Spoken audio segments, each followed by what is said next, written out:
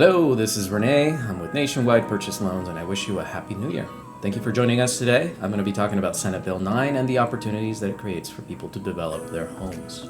This is, of course, relevant because we still don't have enough homes, and ADUs are not going to be the only solution. Senate Bill 9 streamlines the process for approval to add a second unit for homes that are zoned for just one unit.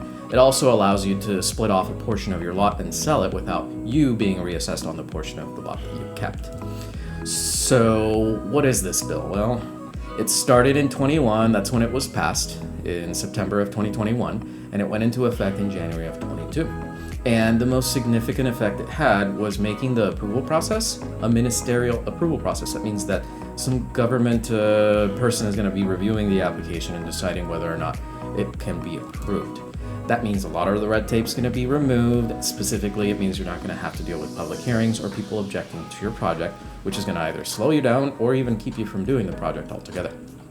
So who does this apply to? Current and future owners of single-family residences that are zoned for just one unit, and owner-occupants of single-family residences that are interested in selling a piece of their land, that have more land than they actually need, and would benefit from selling that land and not being reassessed. So this keeps coming up, not being reassessed. The way I kind of picture this being used by people that are in a good position to use it, I guess the people that can get the most juice out of it, I imagine a little old lady or an older gentleman, tiny little house, and they have more land than they need.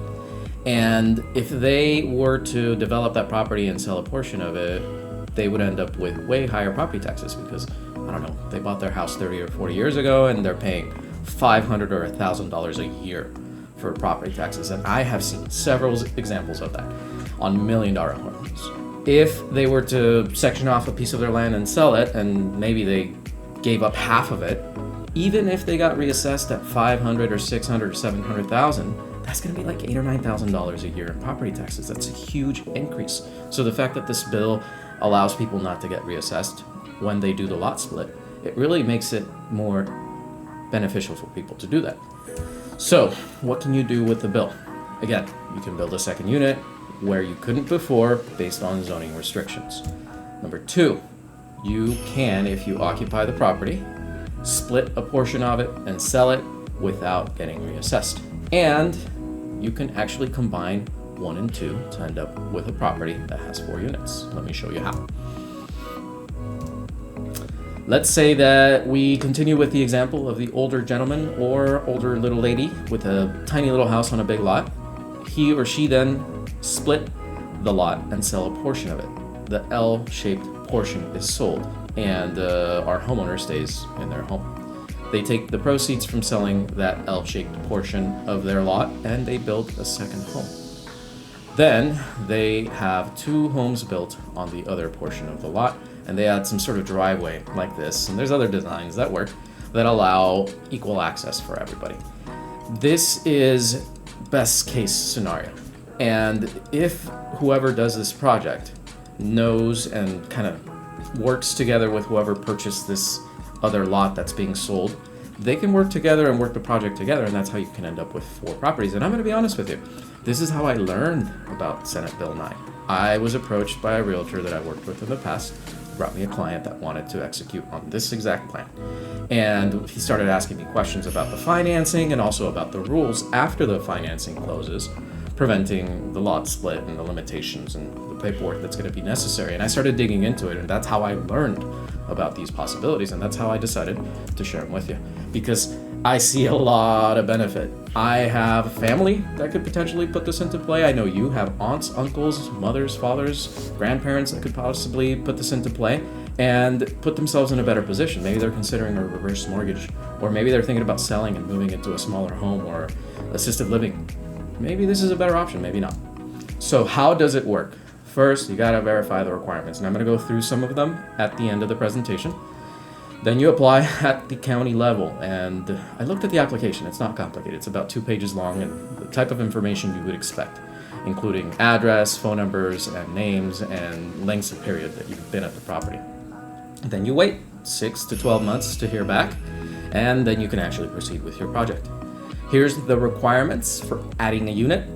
And by the way, most cities are still working out their rules, which are going to overlay on top of these requirements, so things are still going to be changing. The program is meant for urban areas, no historic districts. HOAs can deny a project, big surprise. Each house or unit must be at least 800 square feet, and tenant protections apply. That means you're not going to be able to kick someone out to do your project. And there's limits on disrupting walls. So even if you don't kick out a tenant, if you start messing things up and now it changes their living arrangements, that's not going to work either. Here's the requirements, which are additional for the lot split without reassessment. Must owner occupy and sign a document that says that you're going to stay for 3 years. The lot split has to be at least a 60-40 split, but they are looking for something closer to 50-50. You can sell half if you stay in the half that you keep, no reassessment.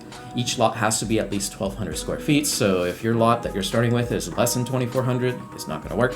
Access to public roads must be retained, and you can't develop adjacent lots. But apparently, if you have a lot and then someone else owns this one and then you have another one over here, meaning they're not adjacent, someone is in between, you actually can develop both of them.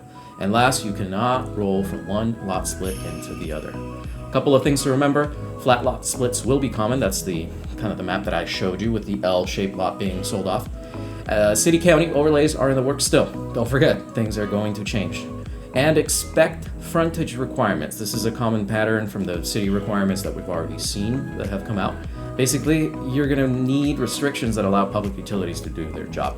And don't forget, we're here to help. Thank you for your time. Thank you for watching.